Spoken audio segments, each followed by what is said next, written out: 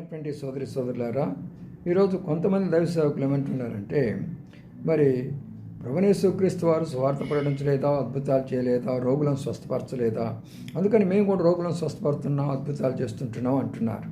కానీ మార్కు సువార్తలో చూడండి, మొదటి అధ్యాయంలో ప్రభు ఎలాగా కాలము సంపూర్ణమైనది, దేవుని రాజ్యం సమీపించినది, మారు మనసు నుండి సువార్తను నమ్మని చెప్పాడు.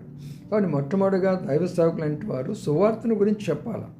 రెండవదిగా మరి ప్రభునేసుక్రీస్తు వారు మాట ద్వారా స్వస్థపరిచినాడు. పడవేసిన వారిని పైకి లేపాడు, కానీ పడగొట్టలే ఆయన. ఇప్పుడు మీరు పడగొడుతున్నారు, లేపుతూ ఉంటున్నారు. మరి అలాగా చేయడమనే ప్రభునేసుక్రీస్తు ఎప్పుడు చేయలే.